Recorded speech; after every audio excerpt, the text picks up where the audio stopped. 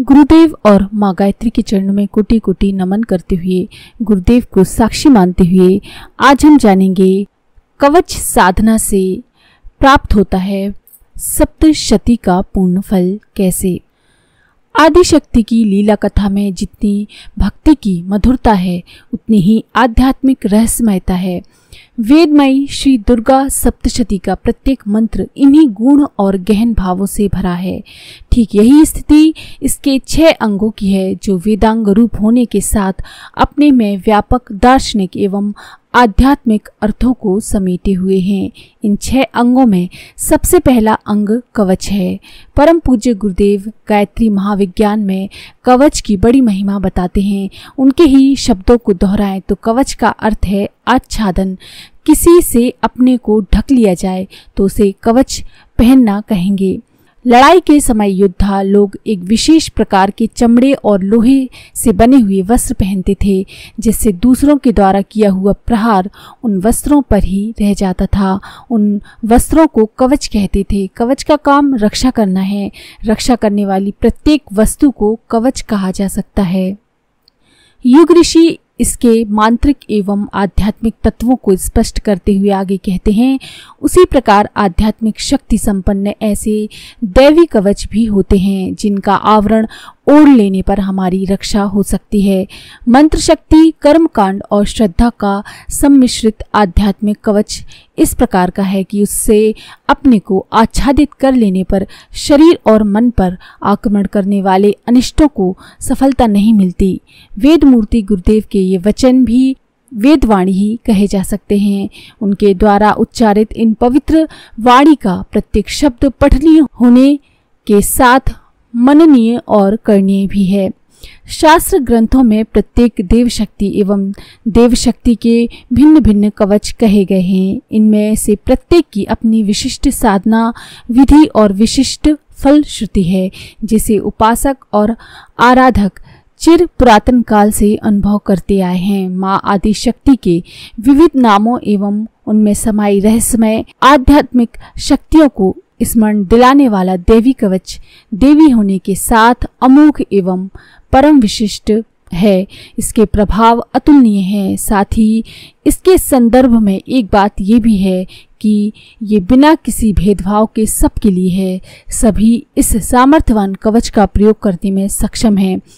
इस कवच की पूर्व पीठिका से स्पष्ट होता है कि ऋषि मार्कंडेय जी के प्रार्थना करने पर भगवान ब्रह्मा ने इसे लोकहित और सर्वहित के लिए प्रकट किया था। इस कवच के विनियोग मंत्र में इसे चंडी कवच नाम दिया गया है।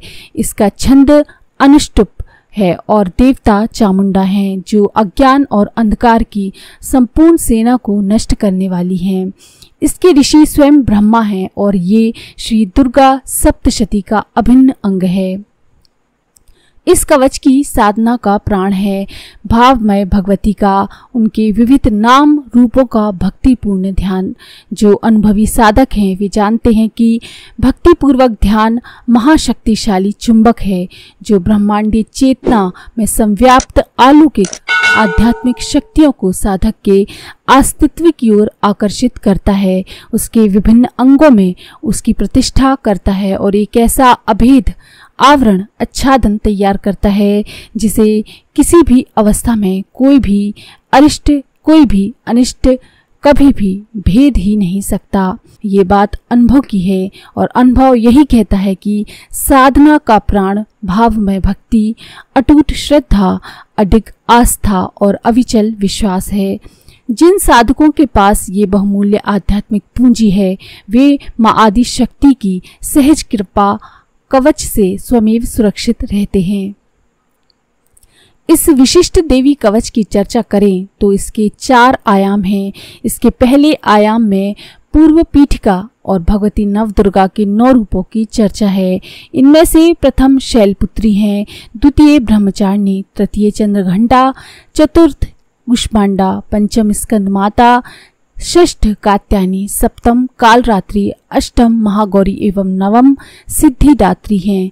तंत्र एवं योग साधना की दृष्टि से देवी के 9 रूप सप्त चक्रों एवं 2 विशिष्ट चक्रों की अधिष्ठात्री शक्तियों के रूप हैं।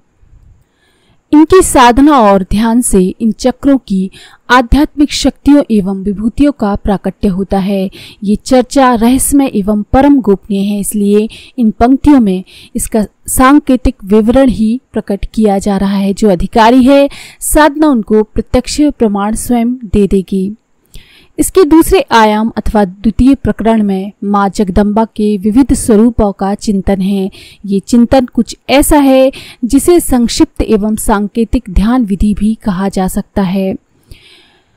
प्रेतासना चामुंडा, महिषवाहिनी, वाराही, ऐरावत हाथी पर आरूढ़ ऐन्द्री, वृषभ वाहन माहेश्वरी, मयूरासना कौमारी, गरुड़ासना वैष्णवी, कमलासना माँ लक्ष्मी, वृषभ पर आसीन ईश्वरी, हंसवाहिनी ब्राह्मी। इनके अलावा रथ पर आसीन भगवती के अन्य अनेक रूप जो भक्तों की रक्षा के लिए सदा तत्पर रहते हैं। इन सभी का ध्यान सर्व सौभाग्य प्रदाता है। इससे सभी संकटों का क्षरण होता है और साधक की रक्षा होती है। अपनी कवच साधना के क्रम में साधक को माँ आदि शक्ति के मूल रूप यानी गायत्री स्वरूप का स्मरण करते हुए उनकी ही विविध शक्तियों को धारण करने वाली देवी के दैवी स्वरूपों का चिंतन करना चाहिए। तृतीय आयाम अथवा तीसरे प्रकरण में कवच धारण की प्रक्रिया है। ये प्रक्रिया आसान होते हुए साधक से गहरी भावमयता, मानसिक एकाग्रता और फिर इसमें कहे गए अस्तित्व के विभिन्न अंशों में उन विशिष्ट शक्तियों को धारण करने का उपदेश देती है। इस संबंध में ध्यान देने वाली बात है कि कवच साधना केवल शब्दोच्चारण मात्र तक सीमित नहीं है, बल्कि ध्यान साधना का उन्नत प्रकार है। कवच साधना के इस सुफल को इसके चतुर्थ प्रकरण एवं चतुर्थ आयाम में कहा गया है। इसमें स्पष्ट उल्लेख है कि जिसने अपने हृदय में कवच को स्थित कर लिया, अर्थात जो कवच साधना को अपनी ध्यान साधना बना चुका है, यही नहीं जिसने इस ध्यान में प्रतिष्ठा पा ली है, उसके लिए कवच का सुफल ये है कि सभी तरह के रोग व्याधियां, जीवन में उपद्रव करने वाले सभी लोक के प्राणी, ग्रह भूत पिशाच, ब्रह्म राक्षस एवं भैरव आदि उपदेवता और सभी अनिष्टकारक शक्तियां, ये कहीं भी कोई भी और किसी प्रकार भी क्यों न हो, सभी ऐसे साधक के दर्शन मात्र से नष्ट हो जाती हैं जिसके हृदय में ये कवच स्थित है। इस कवच साधना से केवल दुर्योग ही नष्ट नहीं होते, बल्कि अनेकों सुयोगों एवं शुभ फलों की प्राप्ति होती है। ऋषि कहते हैं, कवच की साधना करने वाला मनुष्य अपनी कीर्ति से विभूषित भूतल पर अपने स्वयं के साथ साथ वृद्धि को प्राप्त होता है। यही नहीं, ये कवच साधना साधक को आध्यात्मिक शिखर पर पहुंचाकर उसे सभी पाशों से मुक्त कर शिव का सहचर प्रदान करती है, शिव का साथ प्रदान करती है। इसके लाभ अनेक हैं जिन्हें कोई भी साधक अपने सहज साधना क्रम में अनुभव कर सकता है। इस साधना की एक विशिष्ट अनुभूति साधकों को अपने साधना अनुभव से मिली है। वह अनुभव ये है कि कवच साधना का सभी प्रकार के मनोरोगों पर विशेष प्रभाव देखा गया है। शुद्ध घी का दीपक जलाकर भगवती के किसी भी स्वरूप अथवा माँ गायत्री के चित्र के सामने किया गया कवच का शुद्ध उच्चारण सहित पाठ सभी तरह के दुश्चिंताओं एवं मनोरोगों से मुक्त कराता है। यदि रोगी स्वयं ये पाठ करने में असमर्थ हो तो उसके प्रियजन भी रोगी के नाम पर संकल्प लेकर उस भगवती की कृपा एवं करुणा वृष्टि का चिंतन करते हुए इस क्रम को पूरा कर सकते हैं। तो अगर आप चिंताओं से मुक्ति चाहते हैं, मनोरोगों से बचना चाहते हैं, अपनी सुरक्षा का कवच पहनना चाहते हैं, तो आप दुर्गा कवच को अवश्य करें। तो इस तरह से ये दुर्गा कवच के लाभ हैं। तो घी का दीपक जलाकर संकल्प लेकर आप सिर्फ कवच का पाठ भी गायत्री माँ के सामने या माँ दुर्गा के सामने कर सकते हैं।